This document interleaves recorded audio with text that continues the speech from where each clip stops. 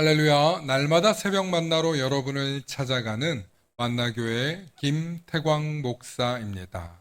오늘도 하나님의 크신 사랑과 은총이 함께 하시길 소망합니다. 오늘 우리에게 주시는 말씀은 욥기 38장 1절로부터 5절의 말씀입니다.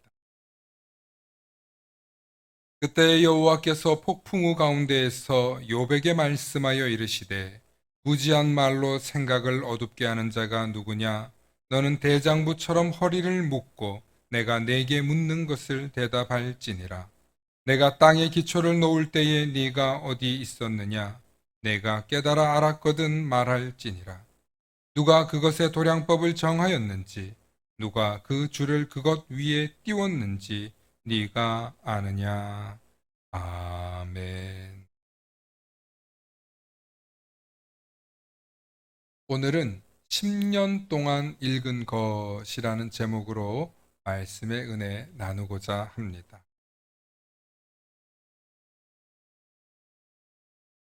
미국에 한참 꿈 많은 청년 시절을 보내던 벤 포스터라는 청년이 있었습니다.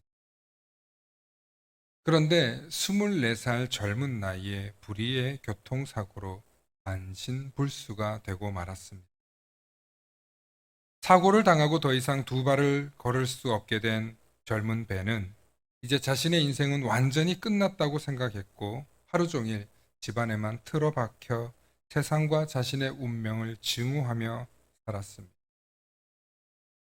그리고 완전히 부정적인 생각에 빠져버린 벤은 가족들하고도 대화조차 하지 않았습니다. 그렇게 벤은 아무도 만나지 않았고 가족들과도 짧은 대화 속에 짜증과 원망과 분노가 가득했습니다. 하지만 가족들과 친구들, 그리고 그가 다녔던 교회의 성도들은 포기하지 않고 꾸준히 벤을 위해 기도하고 용기를 낼 수 있도록 위로와 응원을 멈추지 않았습니다.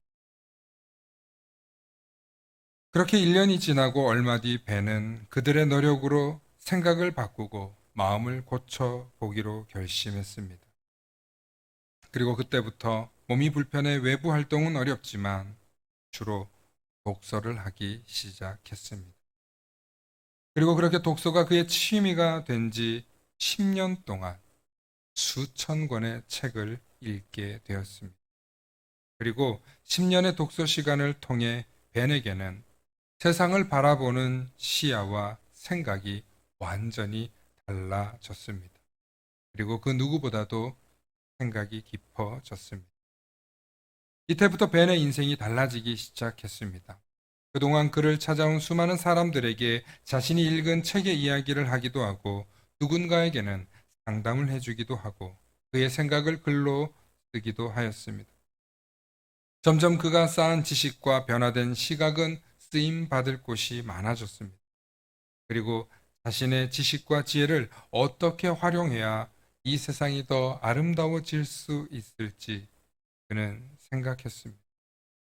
벤은 거리로 나가서 사람들과 대화하기 시작했고 사람들이 필요로 하는 것이 무엇인지 알게 됩니다. 그리고 그들의 이야기를 듣기도 하고 자신의 생각을 나누기도 하면서 점점 그의 인기는 높아지고 사람들은 벤이 범상치 않은 인물이라고 여기기 시작합니다.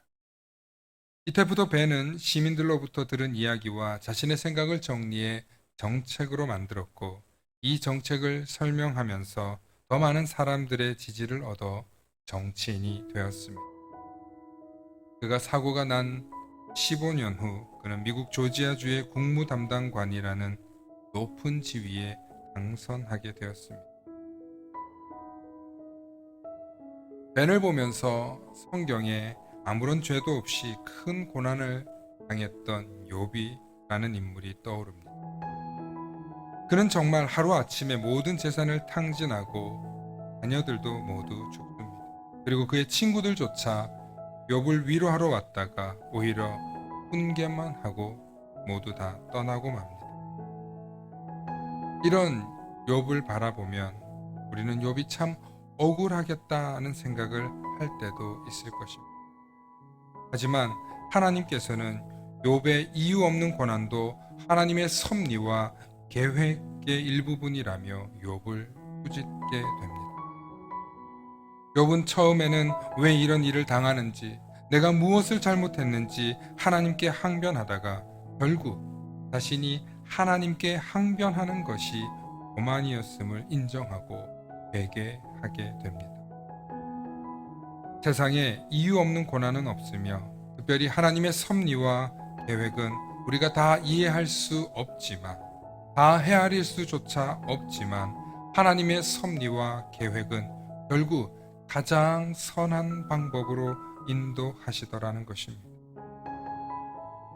그러므로 오늘 하나님의 섭리와 계획 속에 나를 인도하심을 믿고 오늘도 하나님의 말씀을 신실하게 순종하고 신뢰하며 나아가는 저와 여러분들 되실 수 있기를 소망합니다.